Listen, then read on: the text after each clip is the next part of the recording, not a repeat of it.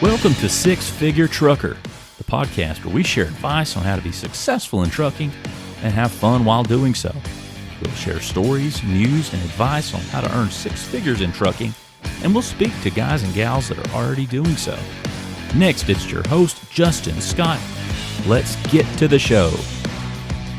All right, welcome to the Six Figure Trucker. I'm Justin Scott. Here with me, I have Robert Stevens, Coach Robert Stevens here with me today. Very excited to have him on. He had a little marketing run with Norton here recently on social media where we had a little giveaway for one of the locations he was at. So we're excited to have Coach on the show with us today. How you doing, Robert? I'm doing fine. How about yourself? Man, I'm doing good. I'm too blessed to be stressed. Excited. The weather here in Ringgold is great, so I think everybody's mood's been a little bit better recently than it was last month. So I love a little bit of springtime in the air, but wanted to get you on the show. A little clip last week that came out on Norton social media about something about a big ass beaver. I don't know where that was, but tell me about that. Where were you? I was going up to North Dakota, and I went through Wisconsin and getting tired. The road was real bad. You know, I'm in a single, so it's not like I had options of anything because it was like I got to keep moving and I can't stop because if I do, I'm stuck. Yeah. So I found the truck stop that I could stop at and, didn't want to take up no parking spots from none of the other trucks. I just found like where they was pushing the snow into. Yeah. So I put there and, sat in the seat. I said, well, I catch me a little 15, 20 minute little breathe up because I'm a little tense from the snow. And I opened my eyes and looked, and I thought I was hallucinating because I looked at this giant either beaver, rat, I don't know what it was, but he's looking at me smiling, and I'm sitting there like, did somebody put a roofie in my Coca-Cola this morning? What happened? What is going on? Yeah, so it was funny. Dan, it was hilarious. When I saw that clip, I just started dying laughing because I didn't know what the hell it was, and your comments were cracking me up. I really didn't know what you didn't know what it was. So I couldn't tell he had a hat on, so I'm like, okay, I need his. If he had his hat off, I could tell by his ears, but I can't tell whatever it is. It was big. Yeah, that it was. Oh man, well that was hilarious. So thank you for doing that. But man, I'm glad to have you on the show. You mentioned you're a deck driver. You're running a single for us, but man, you've been a part of the Norton team for a while now. So you go back to it's been what 2 years? 2 years you've been with us, or has it been longer? It might have been a little longer. Okay, I think it was a little longer because I took off for a while because we had some. I was coaching, so it might have been a little longer, but consistently it's been 2. Yeah. It's been 2, but I don't see me going anywhere anytime soon. Well, man, that's awesome. We certainly like to hear that. And when you started, you were already decking, right?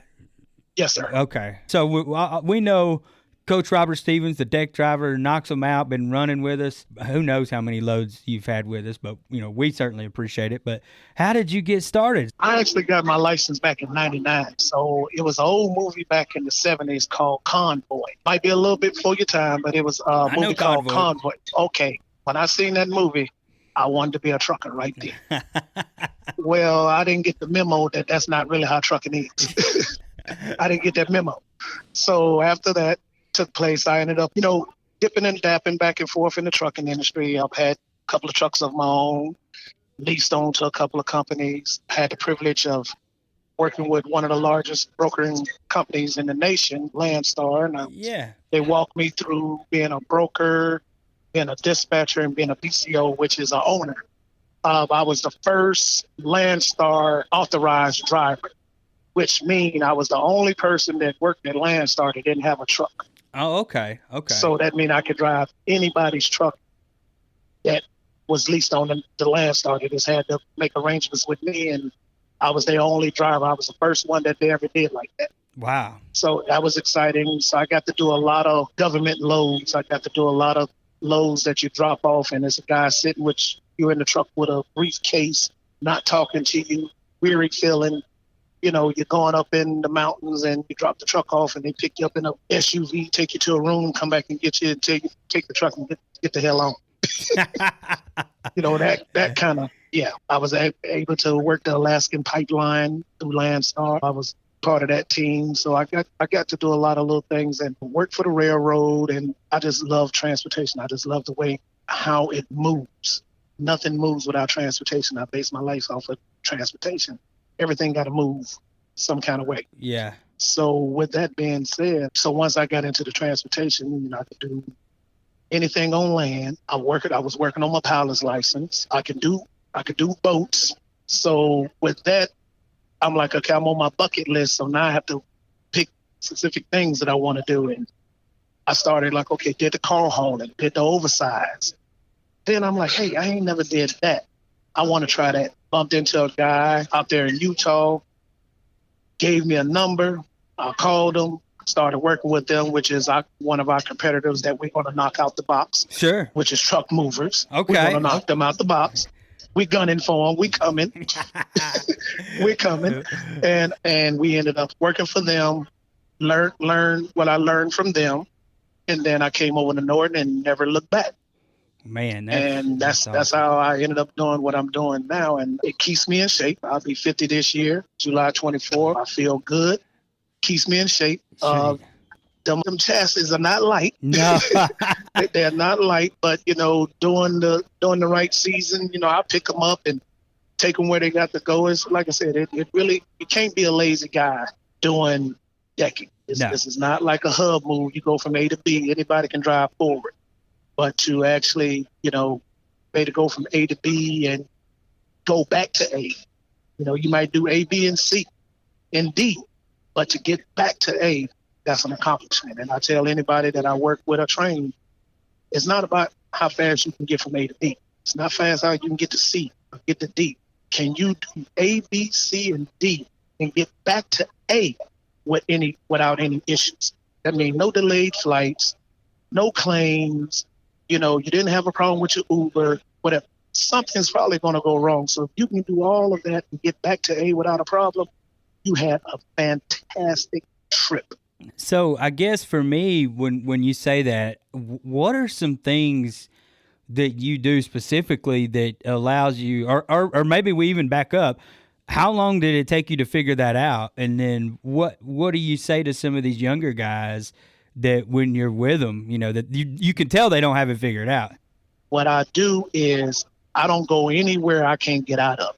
I know how much my flight is going to be based off my destination. There may be a load coming out of Hubert, California, that's going to Wisconsin. What's the closest airport to Wisconsin? That load might be paying $5,000. But what's the closest airport? Right. You might have to spend $200 to get to that airport. So that's $200 coming off that run. Do they even have an Uber or a cab service to get you to the airport? Most important. So you can't really chase the money, because that same load is going to take you a week to do. You can do $2 or $3, $1,500, $2,300 runs and make the same money that you did on that one load and put more in your pocket. Sometimes you have to take them bad loads. None of them are really bad. Just some better than the other. Some are better than the others, Yeah. Absolutely. So what I do, I always pre-plan myself. If I'm going to Wisconsin, I know what airport is close by there. I screenshot it. I send it to my dispatcher, say, hey, this is the flight that I'm going to need. I'll be there on Wednesday. This is the flight I'm going to need on Wednesday, and this might be Friday. But they already got me out of the way. So I make my dispatcher, because I used to be a dispatcher. I used to be a broker, so I know what they got to go through. So I make their job a lot easier by here's the ticket information that I need. This is where I need the rental car picked up. I need a rental car close as I can to my last drop to get to the airport, because it's cheaper for me to go with the rental car versus catching the Uber, because I already know what the Uber rate is. Yeah. So I do all of that for my dispatcher. And in a way, you're training a dispatcher too. Exactly. And that's what I used to do. When I was with Lance, I used to train dispatchers how to be a dispatcher. And when somebody's got it together like that, where they know what they need, it helps so much on some of these new folks that, somebody that's seasoned like you. It's easy for us to say, okay, well, we need help. We got a new person, that may need a little help along the way in terms of what they do. Right. Absolutely. Yeah, but I like what I do. Being a coach, you gotta like to train. Yeah. You gotta like to train, and as long as the person, anybody that I train, mechanics, body mechanics is physical therapy type, or if it's with the job with Norton, I ask certain questions. What made you do this? Why are you doing it? then I know what I'm dealing with. If they're doing it because, man, I lost my job, I ain't had no jobs, I had to do something, then I know this person is just doing it for the, doing it to stay afloat. Right. So they're a little more hungry, a little more anxious than the seasoned guys. We know it's already late when we get it. Right. There's no reason to drive that truck 75, 80 mile an hour. You're already late. You're late. Yeah. When we get. You was already late when we picked it up. It was already. If it was sitting there, it was already late. Take your time. That's so funny you say that. It's it's the right mindset. I mean, because you're right. I mean, take your time, because something go wrong, you're later than that. Yeah. Too much is riding. Don't let it. Where you get in such a hurry where you're going to make mistakes or cut corners, and too much stuff can go wrong. And the one thing I could say, when you're doing, I call it specialty freight, your mind has to be clear, because you got to keep both eyes on the road, in the mirrors, in front of you, looking at the back of the fishtailing. When you get to the destination, from that point on, it's you and nothing but steel. The plastic is the least of your word. Getting a little abrasion or getting a little cut, that's the least of your word. Your mind is not clear. Your mind is at home. Your mind is on that last phone call. Your mind is on that deal. There's a possibility you're going to the ER. Yep. There's a possibility that you're going to end up having to call Justin, or you're going to end up having to call David and explain to them what happened. Mm-hmm. And those two guys you really don't want to call. I talked to Justin very few times, and this is one of the few times. I try to keep out of Justin's ear. I stay in David's ear, because he's so knowledgeable. He's a good, and he mentors me. Mentors me. He's my go-to guy. If it's something I don't know, I'm going to him. He's going to tell me. And then sometimes he's like, why are you asking me these questions? I just want to double check. Yeah. He said, but I know you know. You know it. I said, I just want to double check. He said, okay. So, he's my go-to guy. Sometimes he may even call me and ask me a question. Right. Which I'll be flattered when he asks me. It's like, oh Lord, oh my God. I'd be like, man, I don't think I'm gonna have to cut the roof off this truck. Yeah. Yeah. It might explode. Yeah, my head is big. I'm gonna have to buy all the windows out. But you said, you're right. The knowledge that he has, bidding his ears, and the fact that he's more than willing to help us out with those questions. And him being in management, that's the thing. New drivers and drivers have to feel comfortable. And when I was working with Lance, out of something that I picked up myself, you can't be afraid to talk to your dispatcher. No. You can't be afraid to talk to management. Don't lie. That's right. If you messed up, fucked up, tore it up, shitted it up, scratched it up, just say it. Yeah, don't make it worse. Yeah, just say it and let Norton figure out what they want to do, how they want to approach it. I had a story of a truck. It was a grain truck. His tarp came off on a curb. I was coming around, we get ready to come around the curb, and he passed me and his tarp came off. And it covered my whole truck, the whole cab. I couldn't see nothing for probably about 4 seconds. I couldn't see anything coming around this curve. I know I couldn't, from my experience, I couldn't panic. Because I know I'm coming up on a curve. All I was doing was just keep the wheel where it's at and listen to see if I hear the rumble strip on the right. If I heard the rumble strip on the right, I'm coming off the road. And there's a guardrail right there. So I'm just hold it. The tarp went right back on like nothing never happened.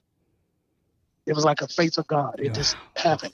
And the truck kept going. I flashed my lights. He pulled over. And he was freaking out like, are you okay? I'm like, I'm fine. He like, how did you pull that off? I said, I didn't do it. It was just a faith of God that carried me through, because I didn't even have time to say, oh shit. It just happened. Yeah, it was no time to pray. Oh God, it was none of that. I couldn't say anything because I didn't have time to say anything like this is happening, And, so when that happened, it of course, it's always the driver's fault. Well, yeah, that's yeah. It's all, even though it happened to me, it's still my fault. But that's above my pay grade thing that would always have, it'll be taken care of. It's not my fault. They know it's not my fault. Right. But it was one of those things that when you're out there on that road, things are going to happen. Mm-hmm. Just like in life, things are going to happen. It's not what happened. It's your reaction to what. And how we deal with it and how we get in front of it. And you said something too, it's sometimes it's not in our industry, it's not necessarily what's happened. It's the lack of communication with what happens on some things. And that's where I think we find ourselves in the most trouble. So it's getting in front of that and communicating that. And then, 9 times out of 10, that's all that needed to be done, and it can work itself out. Like one of the things my dispatchers could say, he say he did it, he did it. If he say he didn't do it, then wait for the rest of it, because he's going to tell you what happened. Mm-hmm. I didn't do that. This is what I did. This is what they said, because it's always our fault. And I learned in this industry, you can take all the pictures, you can get all the signatures, you can get all that they didn't put it on the bills, that this was short or this was damaged or this was that. It's still going to always fall back on the driver or the company. That's just how the industry is. It's a cutthroat industry. But if you that upstanding guy and you are pretty much, they know what happened, call them, ask them what happened, tell you what happened, and then let the company fight for you. Mm-hmm. And we will in that scenario, you know. Let the company fight for you. But you got to be that character. You got to be that person that they know if you say you didn't do it, they're going to go to bat for you. Mm-hmm. You can't be, 7 out of 10. 7 out of 10, he didn't lie. It don't work like that, does it? Yeah, you got to be 10 out of 10. The boy that cried wolf mentality. Yeah, you got to be 10 out of 10 for the company to go to bat for you. So let me ask you this: being a leader and teaching some of these young folks that, and learning through the years that you've done this, and been in business and been in dispatch, and worked in different roles within the transportation industry. When it comes to the decking side of it, can you, or have you seen that folks that come in that are decent drivers, if they may not be the best when it comes to a mechanical mindset, but yet they're willing to listen and willing to learn, can they eventually, make it as a deck driver, or a good deck driver, if you will? Absolutely. I couldn't hit a ball if it was a beach ball playing baseball, but I was on the baseball team. Yep. Because I had to drive to be that multiple athlete. So all I got to do is get on the base, and if I get on the base, I'm gonna still love the 3. I'm gonna still love the 3 because I was fast. So yes, sir. I'm gonna still love 3. Just give me the head start, and I'll take it from there. So I feel like if anyone that wanted to come over to the decking transportation of what we do, if they're willing to learn, listen. It don't matter what your mechanical background is. There's women out here doing it. Yep. There's people from different parts of the world that is doing it. They have the broken English, so they can't really speak English. They're doing it. But are you willing to? You may have worked in a mechanic shop, but that don't do nothing for what we do, because you didn't have to do this in no mechanic shop. Mm-hmm. That's true. You didn't ever have to take no airline loose, mechanic shop. You don't know what the little red plugs are, because a lot of the time they don't give you no red plugs. So what are you going to do? Yeah. Do you even know? Do you know how to hook the truck up right, so when you lift it, you're not, damaging a bumper or ruining the front? How you do this? Sometimes you may have to take the bumper off to get this truck off. When you're doing the decking, the shop is not thinking about the guys who have to undeck it in the field. So we have to be very strategic about how we operate. When you get that truck, you look at that truck before you even pull it off that yard to see what kind of issues you're going to have when you get to your destination. Okay, I'm going to have to take the bumper off on this. Then you might need to make a phone call, be like, hey, ain't no front tires on here. Hey, there's no bumper on, the bumper. There's no way for me to hook up to the bumper. It don't have no holes in it. I got to take the bumper off. You're talking about, 100, maybe a 70, 80 pound bumper that you got to try to take off. That's 3 4.5 feet up in the air off the back of the truck, you got to try to take this bumper off. Do you take the top bolts off, the bottom bolts? So a lot of this is common sense. Some of this stuff, you just have to be on the safe part of it. But I do feel anybody that wants to do it, they can do it if they want to do it. Yeah. If you're doing it because you have to do it, it's going to be a lot harder for you to grasp it because you under pressure you need a job. Yeah. If you just need a job, and I tell you, if you just need a job, this is not for you. Right. You have to have the mindset. Yeah, this industry is not for you if you just need a job. You have to be intrigued about what you're seeing.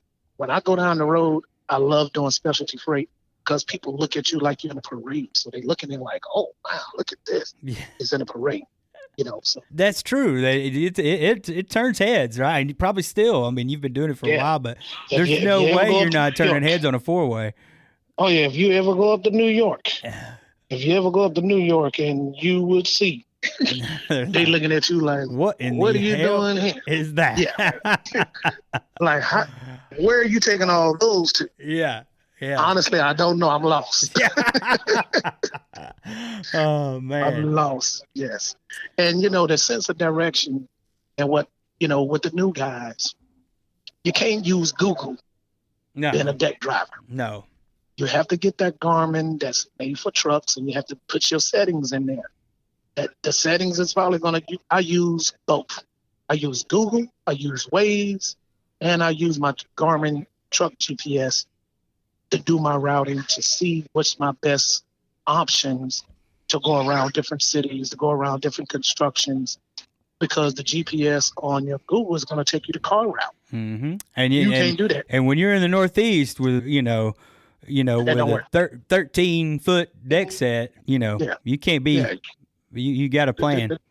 Yeah. You 90 feet long and you 13 too high. Mm-hmm. You better know where you're going. You better know where you're going, or you're going to have a bunch of convertibles. And that's a lot of money. Yeah. Just don't. There's no reason to call and see if you can get you another load or whatever, because there's a great possibility no. Yeah. Yeah, that ain't happening. And then there's a great possibility they may keep you on so they can get that money back. It's going to take a while there. Yeah.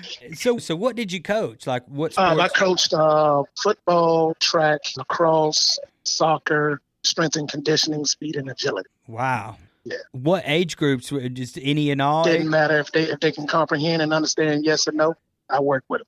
That's great. And how, has that helped you with what you do now? Actually, being an umpire, a referee actually taught me more patience. It made me a better coach because I understood it from the rules side different perspective. Versus, learn from the rules side. So I coach from the rules sides back to coaching. So that way my kids never have fouls, never have, scratches, never have, penalty boxes or whatever like that. Yeah. Yeah. That's why I learned to coach backwards. That's awesome. I could definitely see that. You're seeing it from a different perspective, and you're able to teach in a way that's going to better prepare this person to play the game better, or to watch out for things that you might not have seen if you weren't on the rule side of things. Right. Absolutely. No. Absolutely. And it makes the kids more thankful for the referee. Hey, thank you for coming out and helping us today. Yeah. They remember that, and when they see you again, now you got a referee that may not be as strict on you, just like the DOTs. You go in there, you got all your paperwork together, and I've had that happen to me recently. Went into a station, and this lady was looking for this registration. I called Justin, I called David, I called dispatcher, I called Peyton, which one of my old dispatchers. Oh, yeah. I called everybody because she said she didn't have my registration. I'm like, man, everything is right here.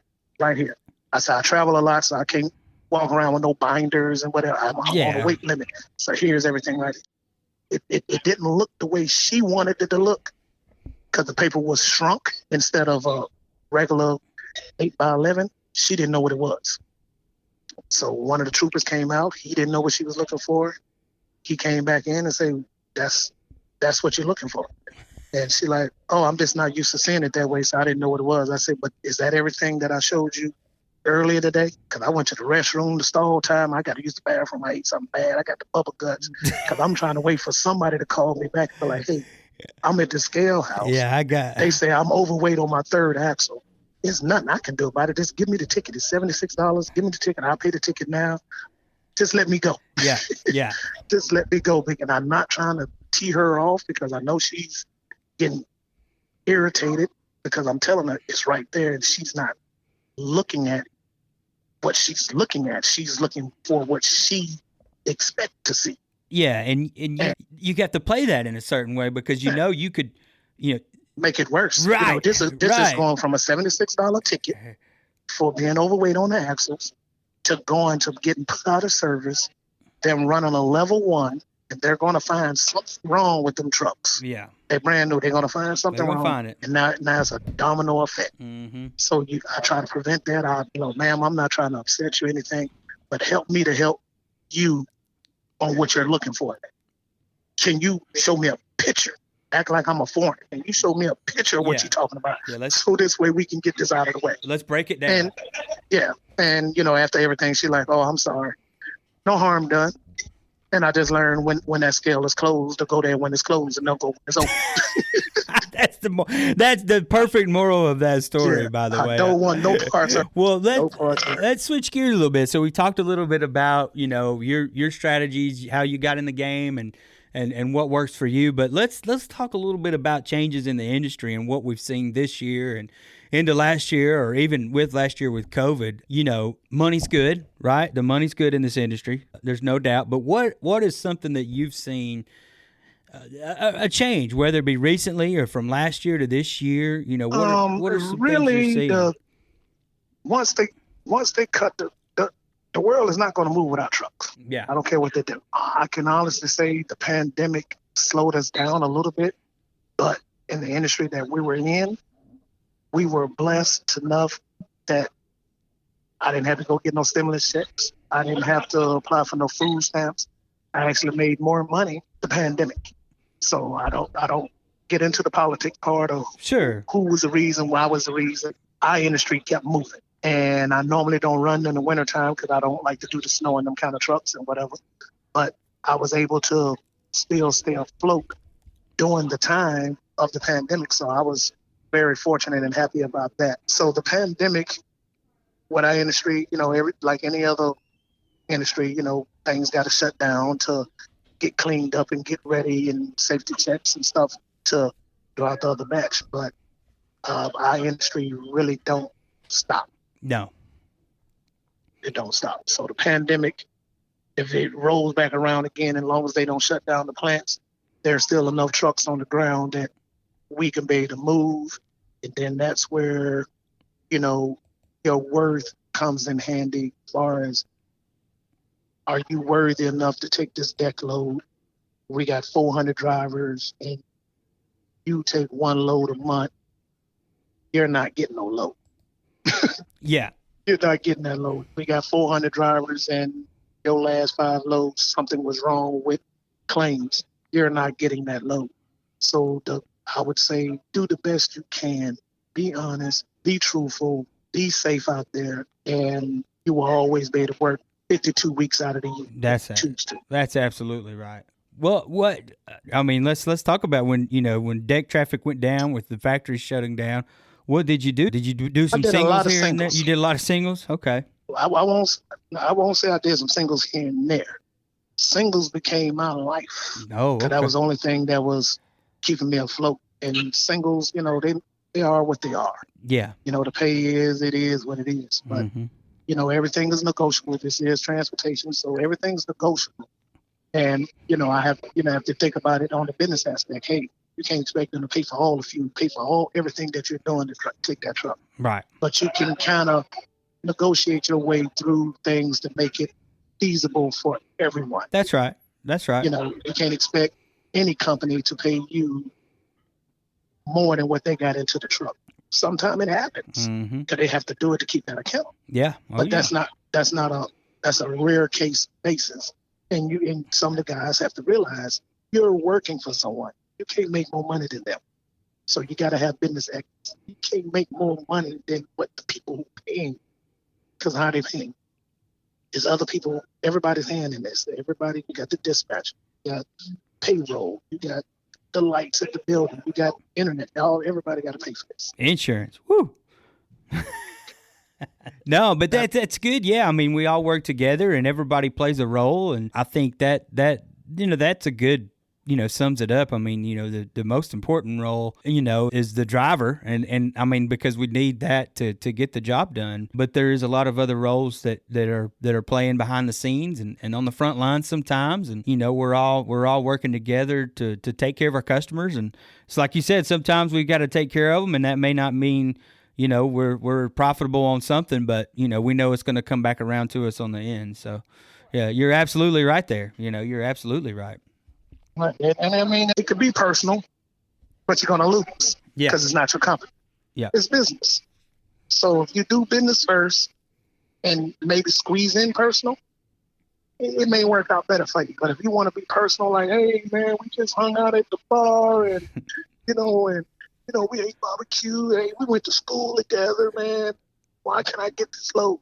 Well, I'm not going to pay for you to come from Miami to go all the way across country to pick up this $5,000 load when I got a guy that's right there in Arizona, and it's only going to cost me $200 to get him there.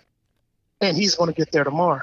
You're going to get there later on that day, and you're going to be so tired from being jet lagged, you're not going to be able to run nowhere. Yeah, it's just such and I try to think like that too, because that's traveling is you think of sometimes it's not easy, and you may have layovers and different flights, and next thing you know you're to your destination to get your load, and you're exhausted. Yeah, it's just not going to happen, and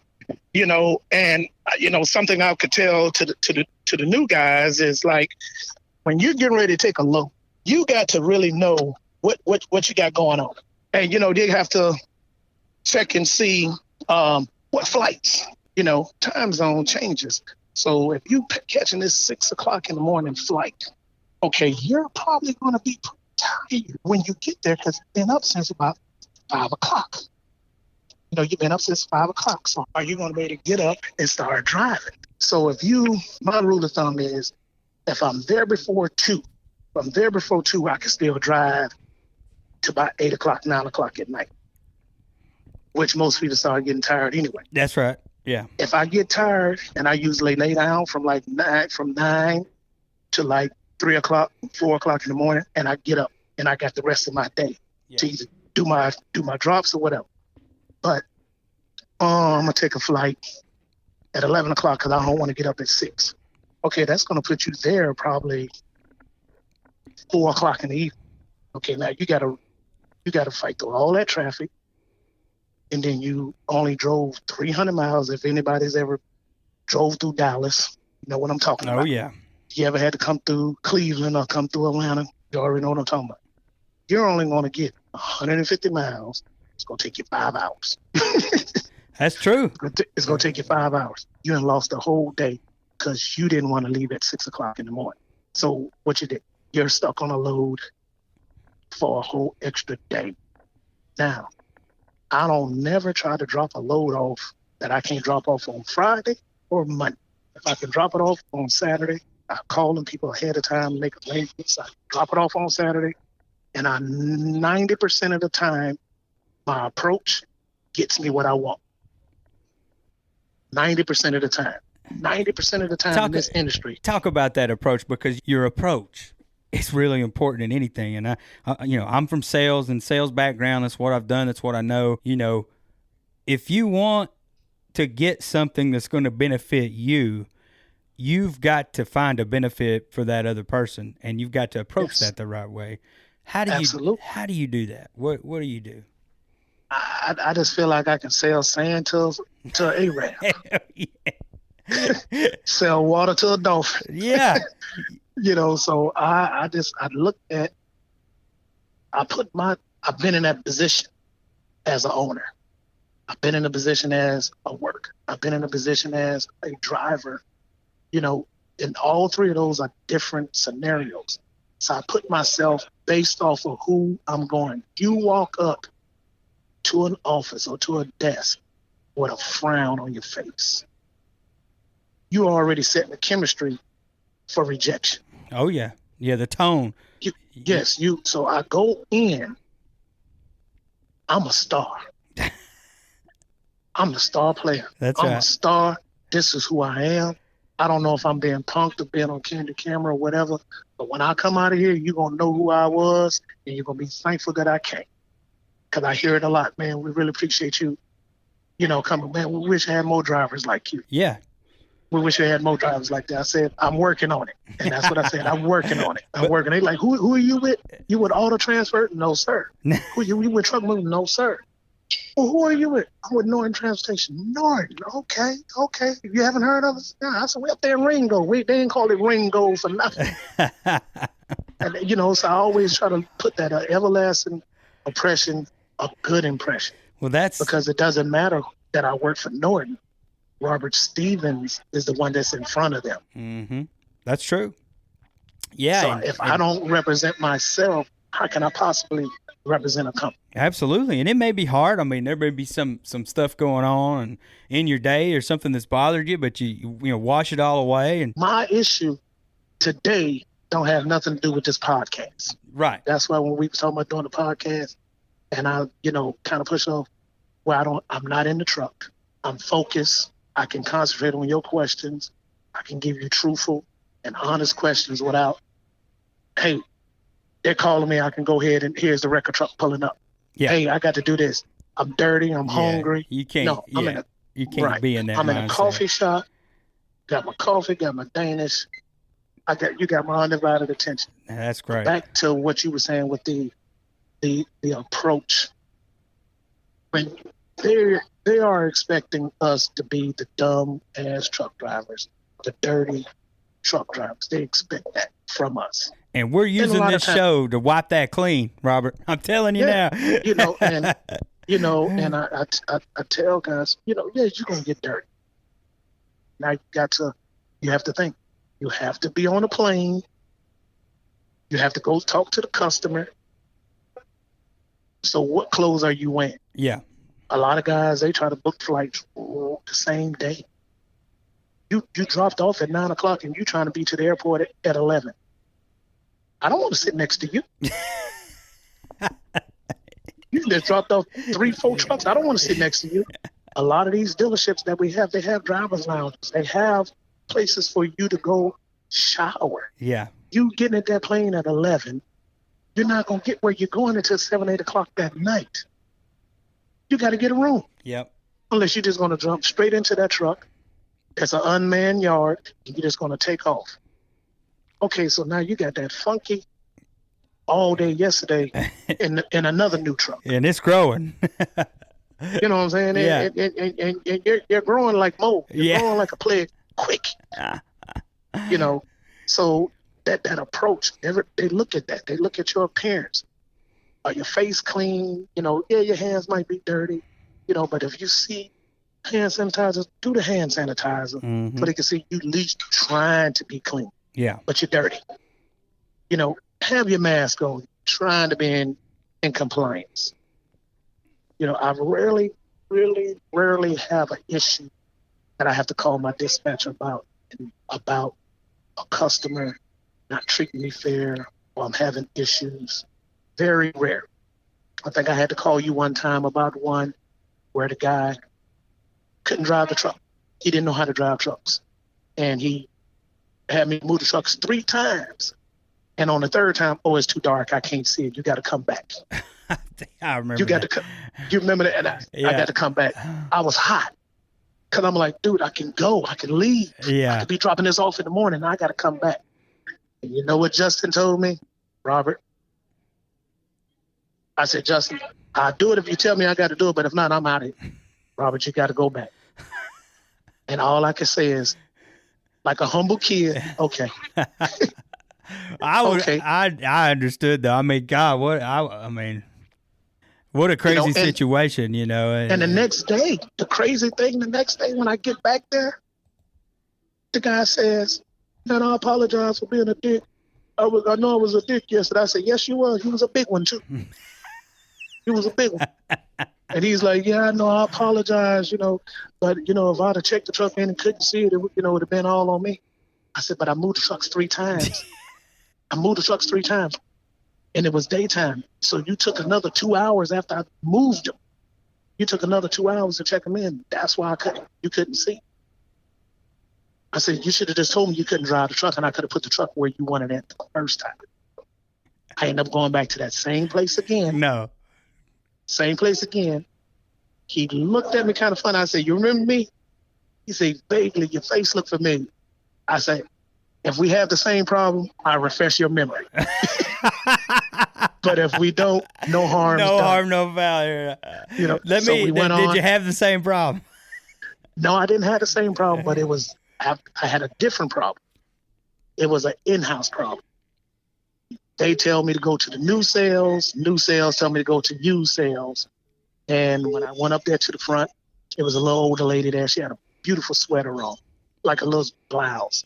So I'm complimenting her on her blouse. She like, chivalry get you nowhere. I said, but it always put a smile on your face. That's right. And she said, you are absolutely right. She like, you know what? You stand right here. I'm going to get to the bottom of this. She got on the phone call. Next thing I know, I'm seeing people come out with collar shirts on, hard bottom, like they looking like the feds. Okay. Coming in, I'm like, oh. She like, one of these gentlemen here get you checked in. And they like, what's going on? They're like, no, that's hold on. Let's make this phone call. Matter of fact, I'll walk you over there. Hey, this guy need to be checked in. Well, we was told that's your job. Check this guy in. Right. They was signing the papers without even checking the truck in, because they was like, we in trouble. Oh, yeah. We in trouble. And I'm like, the guy was like, man, we didn't know we were supposed to do it. They told us the other day that they were supposed to do these new trucks or whatever. I said, man, I wasn't trying to get nobody in trouble. They're like, no, you ain't getting nobody in trouble. That's what they told us. Yeah. So that's why we sent you over there. I said, but I'm coming. I always look at it as, in this industry, I'm going to see you again eventually. Exactly. And I don't want to have a bad tour with you, because I got to come back to you. Mm-hmm. So you can't burn your bridges out here. Well, like you said, burning your bridges, and then knowing that, you don't want anything to come back and screw you over somehow, and, whatever somebody may do, and you never know. So, and I hear people always have our stories about Penske, and, you go to Penske this, you go to Ryder this. But 95% of the time when I go to, I don't have no issues. Right. I really don't have no issues, because I go in like I'm one of Penske's people. I go in like I'm working for Penske. When I leave out of there, I'm leaving like I'm working for Norton. Yeah, but your mindset is spot on. I mean, that's one thing that I love about this whole show that we have here is, and I'm sure some of that's come over time, but it, a little bit about how you were taught and raised too. There's some foundations that were built, before any of this trucking stuff ever come about. I believe probably none of these guys really even look at what these trucks run. We're running up and down the road with $750,000 to maybe $800,000 worth of trucks that someone that you probably never met in your life gave you the opportunity to put $1,000 on your table. Mm-hmm. And you're doing what? Right. You're doing what? You got $750,000. You can take that and put on your resume. I was working with a multi-million-dollar company, and on several days at a time, I was in charge and responsible for $800,000 worth of products on a daily basis. That sounds politically like, oh shit, he was with a Fortune 5,000 company. No, I was just a damn truck driver doing decking. But it sounds very impressive. And it is, but it is. It's the truth, though. But it's the truth. Hey, this is why we're here. Let's hats off, to our truck drivers, and that's the way we want to spin it, because you're absolutely right. I mean, the things that you guys are doing, we're trying to break through these stereotypes on here about, hey, the old, greasy truck driver driving down the road. Man, you guys are out here talking to customers, being on the front lines, driving the brand new, most expensive equipment that's out there, industry leading stuff that's right off the assembly line, putting it back, unstacking it, putting it back together, having to, think on the fly when certain situations. I mean, anytime you're doing anything mechanical, you know how to do it. It goes smooth, but it's different. Something different's going to happen. I've had situations, Justin, where I had a 4-way. They're all going to the same spot. I got all axles in, airlines disconnected, plugs in, everything in a bag, and I'm probably done in 2.5 hours. Yep. With the record truck. Yeah. I've had a 3-way, and it took me 2 days. That's exactly. It took me 2 days because something go wrong with the axle. Can't get it in. The shop mechanics are coming out. Nobody can figure it out because a lot of new trucks, they went from having 2 axles. Now they got 4 different axles, and they're not the same size. So you rule of thumb, they always want to put the differential side in first because if something goes wrong, you can still move that truck. Right. But if you put the wrong side in first, which would be the driver's side, you're not going to be able to move that truck. Nope. And now you're going to see how strong you are because I've had it happen. I had to literally push a truck out the way. And it's not fun because everybody looking at you like, what's wrong with the truck? Yeah, what's this guy doing? That's not an ideal situation. Yeah, but it happens. And it may not never happen while you with your trainer. Right. But it going to happen with you and not with your trainer.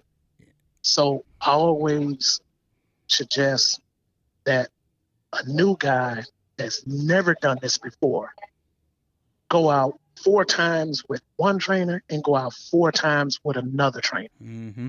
Yes, you're in his money. You're definitely in his pocket.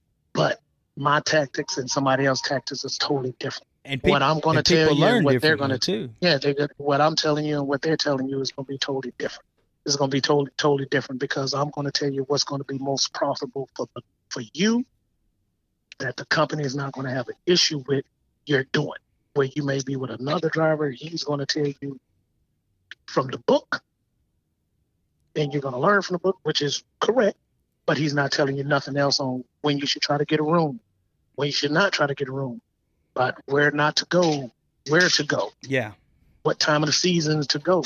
If you don't have a passport and he has a passport, his mindset is totally different than yours because he can go anywhere. Yeah. But when you're limited to where you can go, don't take no load unless you got experience. That's right.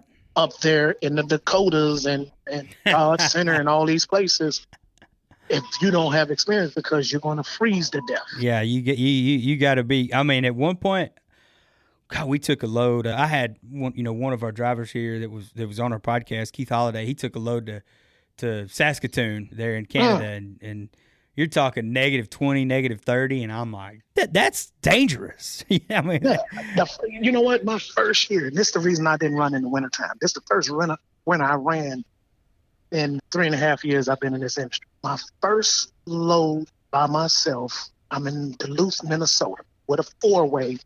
All Volvos. I get there the night before. I'm excited. I'm by myself.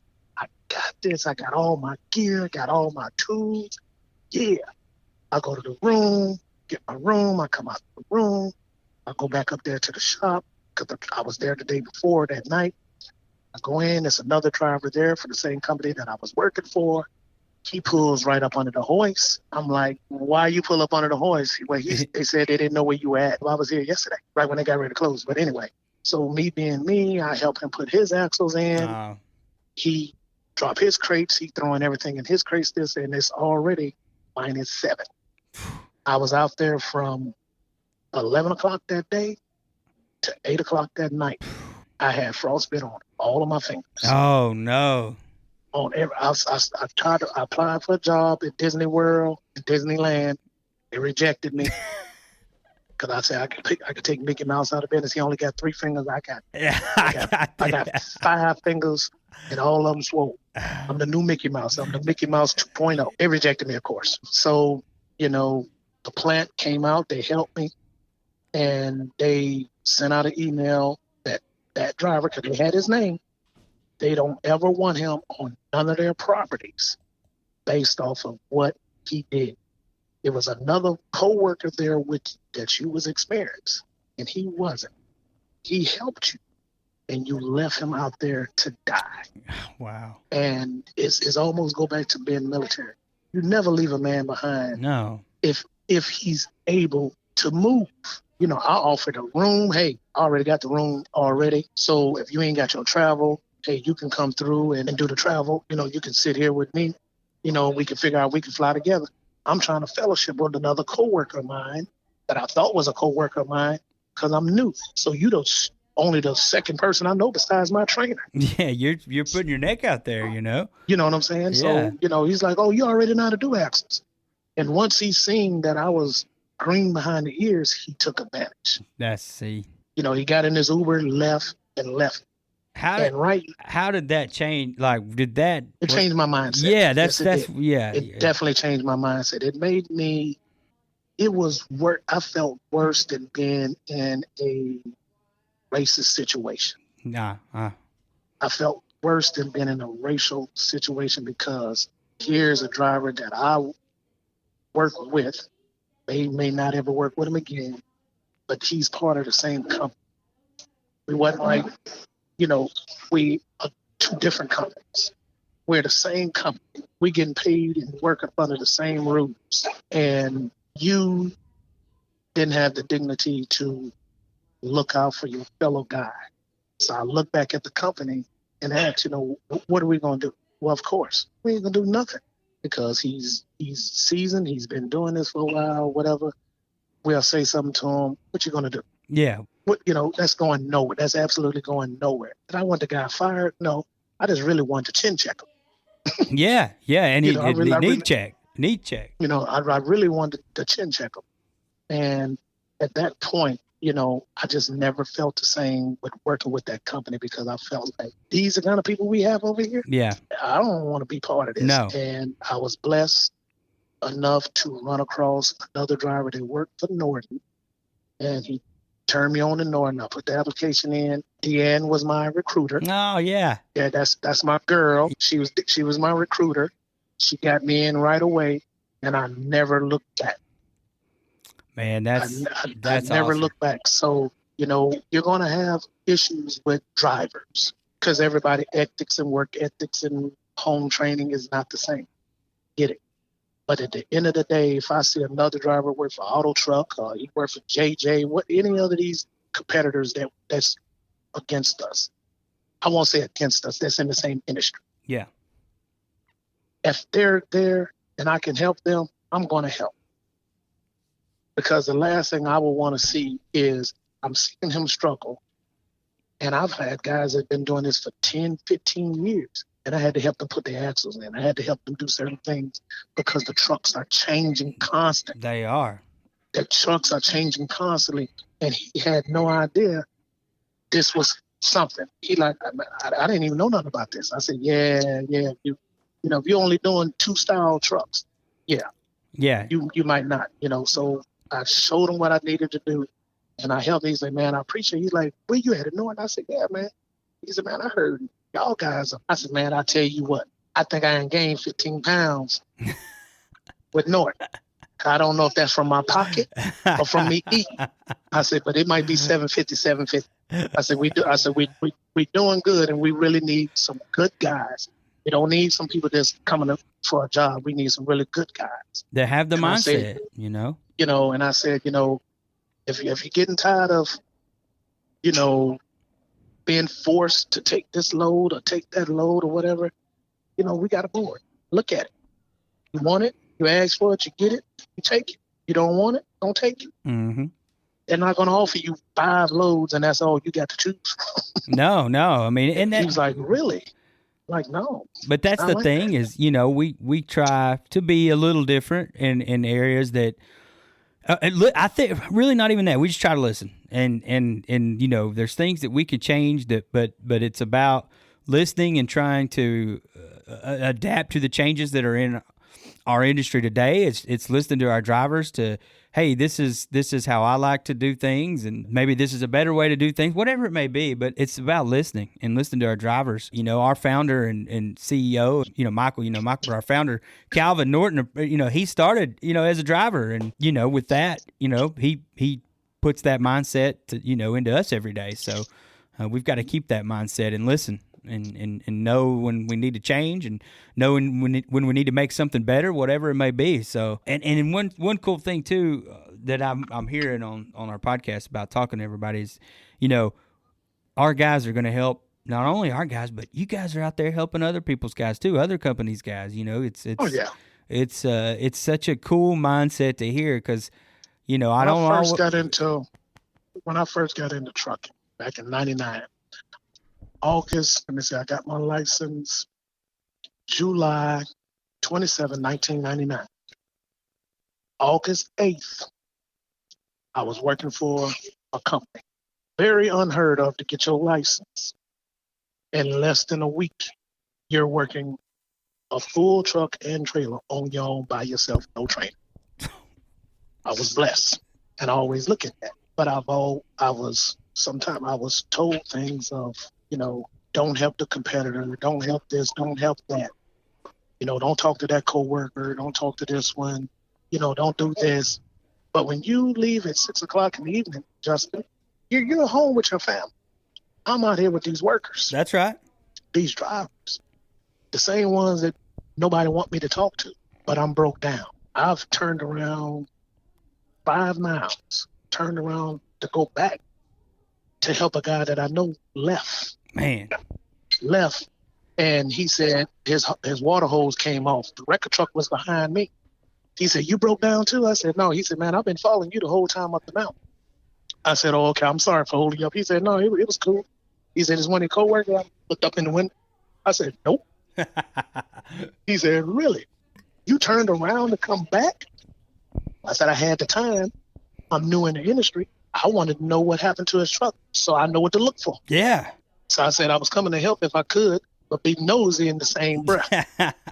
Two birds with one stone there. Yeah, I want to be nosy at the same time. Yeah. But while I'm at it, can I get your business card just in case I break down in this area? I know who to call. Mm-hmm. He said, "Absolutely." And I build relationships with record truck drivers. I build relationships with them because they know we're coming. They're going to fluctuate them rates based off the time of day, what's going on. You can do 2 trucks and they may charge you $475. You may have 2 trucks and it's $575. Like, what happened? It's the same truck, it's the same Freightliners I brought 2 months ago. What happened? They can do it. They can fluctuate their rates the way they want to fluctuate. There's no lock-in rates with that. But that's another story. That's awesome that you understand that, you see that. Hey, this is a relationship business, from anywhere from, customer to drive away to driver to driver to driver to driver to driver to tow truck to driver to customer. There's so many webs of connections of how we do things, but at the end of the day, it's all those connections, building relationships with each other so we can operate efficiently and be successful. So, man, that what you're saying just shows how much thought you've put into how to make your business better, how to make your job more efficient, and to help others, and support. What I want the guys to look at. Norton is just a platform, just like social media. It's just a platform for you to make money. Mm-hmm. It's your business. They give you a tag. They give you the means. They don't give you the tools. They give you the means to provide for yourself and your family. Here's a tag. Here's all the paperwork you're going to need to move those trucks there. You're a business owner. And a lot of guys come in from trucking companies. That's what they don't understand. You are independent. Independent means you're on your own. You have a support team. You work for Norton, but you're independently working for Norton, which means you're responsible for everything that you're getting ready to do from this point on. Your taxes, whatever it is, that's on you. Yeah. That's on you. You have a support system. But don't, hey, they won't take me. Okay, you let them know, okay, they won't take it. Why they won't take it? They said I was late. Okay, then take it back tomorrow. This is not free. It's not like, you got to set an appointment. Some of these places, you may have some appointments where you call ahead of time. You're independent. You have to. I would say probably 99% of the time, I don't never have my paperwork. I never have my paperwork when I go to some of these shippers. But my attitude, my approach is so on key and so on point. They don't have no problem printing my paperwork out for the next 3 drops. Coach Smooth. It's not Coach Robert, it's Coach Smooth. They don't have no problem. Oh, I went ahead and printed out the other ones for you. I appreciate you so much. Thank you so much. I dance at your wedding. Gratitude. Tell them whatever. Little gratitude. Stroke their ego. Stroke their attitude. Yeah. Thank you. I really appreciate you. I've went to a customer more than once. And when I came in, I had them a T-shirt from the airport because I knew where I was going. I got them a T-shirt from out of North Carolina. When I got over to San Antonio, I'd already gave them a T-shirt. You know, you can't win over TSA. I've tried it several times. That's a dead end road. It ain't. Yeah, you can't win them over. You can smile. The more you smile, the more they're gonna pull you over. Yeah, that's true. Don't try TSA. There you go. Yeah, they ain't no charmers. It's not gonna happen. Well, Robert, there's something that I got to talk about for just a second, and it's a little bit off subject from what we've been talking about, but I always got to throw it in there because, you know, you guys are traveling. I have to travel. You know, I don't do what you guys do. I'm at home with my family most of the time, but I love being able to get in front of customers, being able to get in front of drivers. It's one of my favorite things to do. And, you know, I always like to visit different places that people have recommended, whether it be because they have good food, whether it be because of the atmosphere of the people that work there are really nice. What, you know, out of all these lanes you've done for as long as you've done it, there's got to be maybe one, maybe two, however many places that you just like going to because you think they've got great food, you think they've got good atmosphere. What's your favorite place to eat when you're on the road? I gotta say, it depends on what your lifestyle. If you're trying to be healthy, then you need to go out there to California. Oh yeah, you got to go out to Houston. They're gonna be on that healthy tip. If you trying to get round around the belly and get ready for winter, you got to go to Texas. You got to hit San Antonio. You do. I can say Dallas, but I like San Antonio because you got all of Dallas to get hungry. You got all of Texas to get hungry again. You know, it's not too many places you can't go and get some real brisket. You know, burnt ends. Yeah, the real deal. You know, so I would say Texas is one of my go-to spots as far as food. I haven't had one that I really didn't like. I had some that I've took videos of the guys cooking the steak and right there in front of you, and you know it's a barbecue joint, but they true to what they do in Texas, and that's the thing. That's true. Yeah, get that good brisket. So, I all I can say is really, you know, you go to Texas, you buy you some brisket. You eat your brisket there, and then you get you about a half a pound or a pound to go. Because when you start getting to these drops, breakfast is not in your vocabulary. Right. Lunch is probably in your mind. Dinner is in your bed because you're tired. You're tired, yeah. So you can go a day real quick without eating. So you have to. You got a plan before you drop. You got to go get your water. It don't matter if you spend $12 or $20, you might have to throw it away because you got to travel. But you'd rather throw it away because you got to travel than to not have it. Exactly. You know, you got these little 2-for-5 waters. You get your little 2-for-5 waters. You get your little, go to Love's and get your little fruit cups. Get your pineapples or your mango, whatever you want to eat. You get you that. Maybe get your ham, you know, get your honey bun, get your little sugar rush or whatever you want to do. Whatever you want to do, have that the night before you get to start dropping, because you're not going to have time. You know, you might have a good day. You get there at 7 and you're done by 8:30. You had dropped off 3 trucks by 8:30. You only got to drop that single off. That means you're going to be done before 2 o'clock. You can catch that 5:45 or 6:70 flight, the 7 o'clock flight. Mm-hmm. You excited. You didn't eat. Yeah. Now you got to go to the airport. You ain't got time to eat at the airport. You didn't upgrade your ticket to first class, so you're hungry at the airport. So when you get to your destination at 10 o'clock at night, everything is closed. Yep. You can't. So you eat down there at the marketplace, or you eat a candy bar or whatever. Yeah. Did nothing for your body. So when you wake up the next day, you're worse than what you was if you didn't eat for 2 days because you starved your body to death.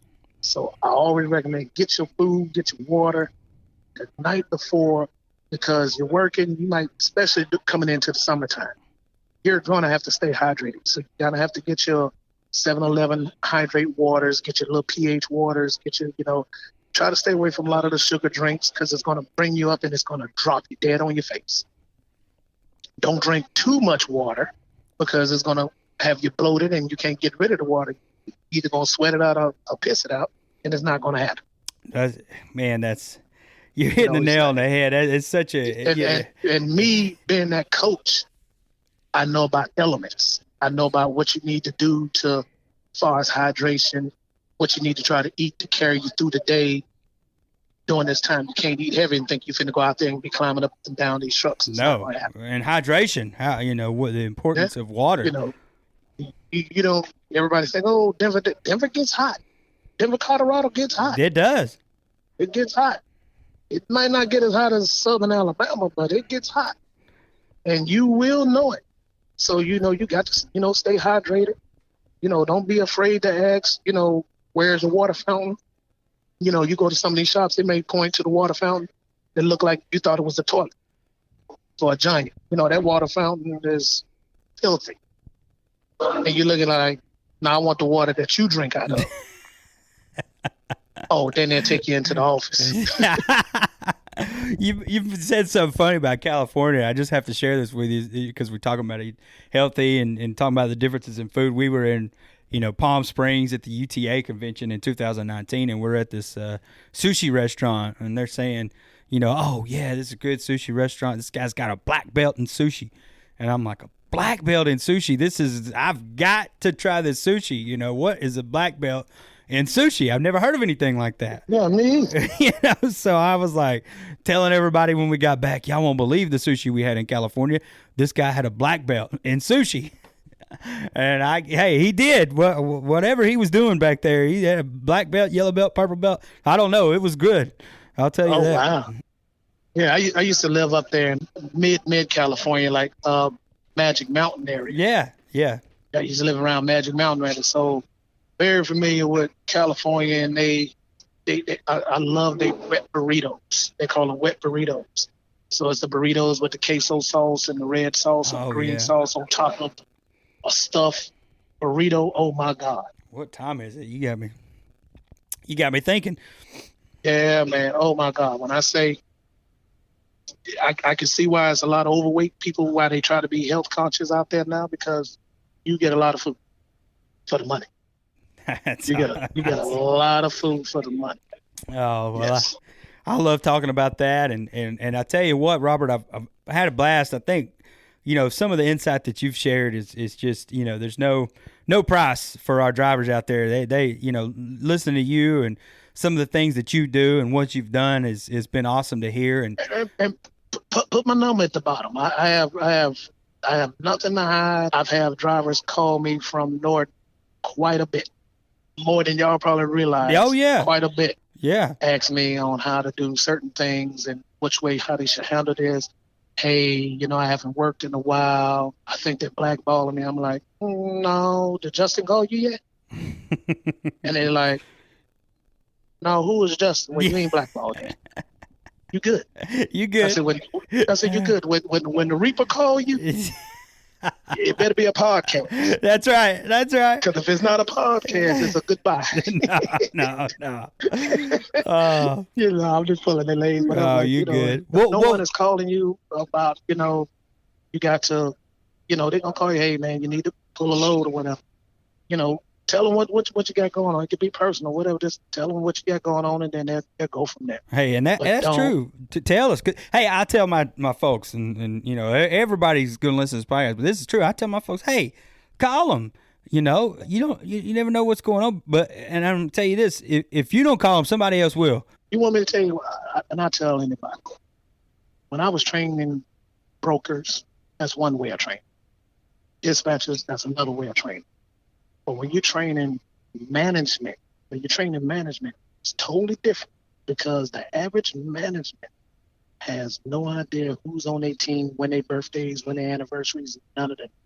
And when you have a small company, it's very hard to do it with Norton unless you put everybody's birthday on a Google Calendar, and when it pops up, you can send them a text. Right. Your boring day is a day that nobody can ever duplicate. Right. And it's the little things, never though. change. That's good. Telling happy birthday. And I think, if we don't start with the birthdays, just because the birthdays, we got so many people on our team, in the family, it's hard to probably do that.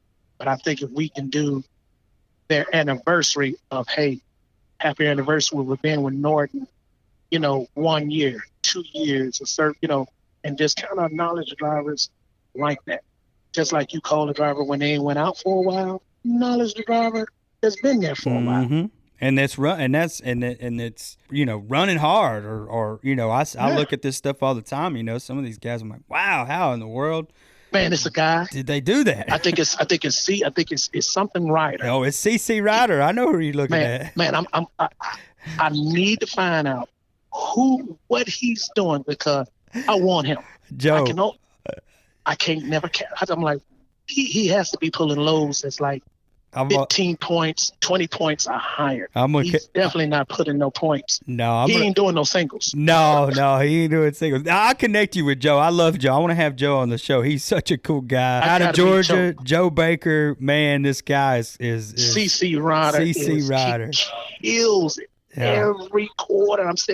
I think one quarter I was on Peyton's team, and I was first for like 1 day. Here he comes. I was first for 1 day, and then I went to second. And then next thing I know, he took off. And I'm like, what is he pulling? I'm like, Peyton, what is he pulling? What is he pulling? And Peyton like, I don't know. I'm like, Peyton, I can't do favors. I said, I can't do favors. I know I'm doing something, but I'm trying to be in that top 20 all the time. I'm trying to be in that top 20 all the time. You know what he's doing, right? What is he doing? Field day. Oh, that's why. So he's getting 30, 40 points on a trip. Yeah, he's decking. He's out there and he does a little bit of new stuff, but he's one of our, lead field deckers, and he's going out there and he's stacking and moving. That's why. Yeah, that makes sense. Yeah, probably one of the most efficient ones that I've ever seen. That's why. Because I looked into, they're getting ready to change from doing the boom trailers where the truck is sitting in the middle in between the trucks, and they're going to come out with the trailers that look like Z-Wings. It's just going to be a trailer that hooks up to a regular F-150 or 250. You don't need no dually because it hooks up to the ball of the truck. And instead of the truck going like a glider, you will face it just like you do a Z-Wing. Right. They're switching over to those slowly because it's cutting down on the weight tickets and trying to balance out the weight because you got truck in the middle and you got fuel and tubes and all this stuff in there. It's kind of hard to balance that weight. So they're switching over to, I talked to a couple of not clients, but people that's in the industry, and ask them, what kind of trailer this is, and normally I see those when I'm going to like places to pick up singles. Yeah. I run across those kind of trailers. Yeah, because they're moving multiple singles at a time with those. Yeah, because I'm interested in doing like the pickup truck and maybe pulling 2 trucks at a time. The only thing I'm worried about is if I'm not pulling from east to west, then I'm never going to be able to get that deck load coming from west to east. Yeah.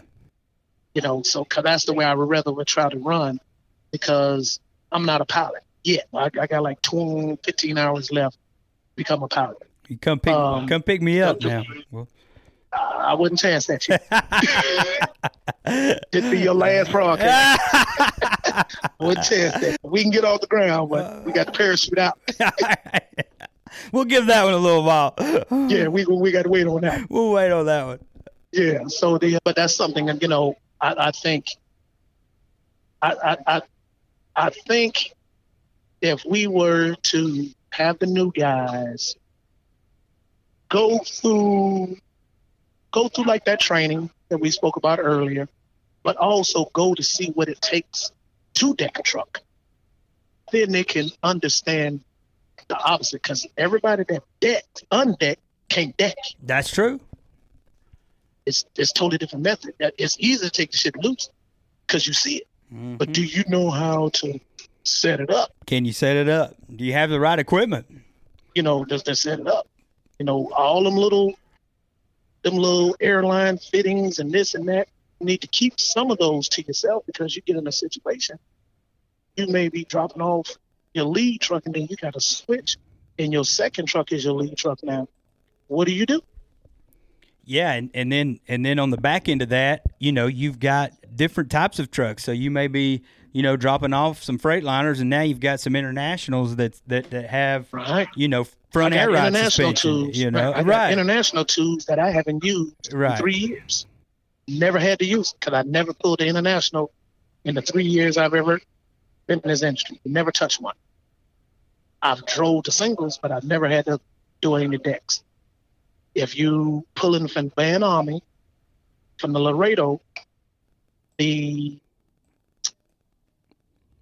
axle nuts are totally different size than if you pull out of Denton, Texas. There are different sizes. They're two different size nuts. They're two different size nuts to take the axle loose from the frame. Right. Two different sizes. I didn't know that until it actually happened to me. And I'm like, well, why would they do that? Well, you got Kenworth and Peterbilt. They're going to do the thing their way, where they only going to take the axles out of one axle, out of one set of axles instead of both. And then you have Freightliner that's going to take them out of both. I don't know what's the difference between the automatic transmissions and the Kenworth and Peterbilts versus the Freightliners, but Freightliner take both axles out. Well, me being me, I asked, hey, why we take it? Does it mess up the transmission? No, they just get more money for taking out the other axle. Oh, makes sense. Makes sense. You had so y'all to just ask. Making more work for the So y'all just making more work for us. For you. Because we the only ones. Laredo is the only ones in the country that do this. I said, why we just don't take the drive shaft out? Wouldn't it be easier just to take the drive shaft? Oh, it costs more money to actually replace the knuckles, and the knuckles are what? I said, when they break down, that's the first thing the tow truck guy do. Zip, zip, zip, four bolts tied to the frame, going down the road. Everything free spin. Oh, no. It's you get more money for taking the axles out than actually doing that. Of course. Gotcha. So I understand. So when these new guys or whatever, if nobody ever knew why they do it that way, it's about the money. That's an interesting one. It's not about the convenience of what's going to work for us. It's about the money. It's about the money.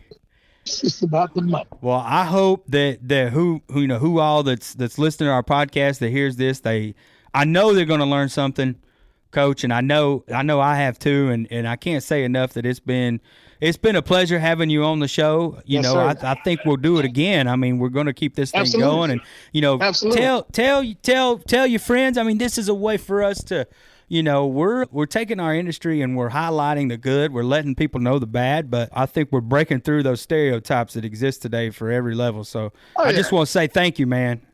Yeah, I appreciate you, Justin. I appreciate all the upper management for giving a lot of guys the opportunity. Some of them really don't deserve it, but I appreciate you giving them the opportunity, and I really appreciate y'all appreciating the value of me and keeping me on the team. And I'm looking forward to more things to come with Norton Transportation, because I do see the growth. I do see the growth, and I believe in what Michael and his team is doing, and I want to make sure that I'm part of that team. So I try to do what I do, not just to put money in my pocket, because I want to be part of that team like you are. I want to be the little Justin Jr. where I can delegate some things and can't tell me, like a Justin and David type scenario. I don't want to be like Michael because everybody's scared to talk to Michael.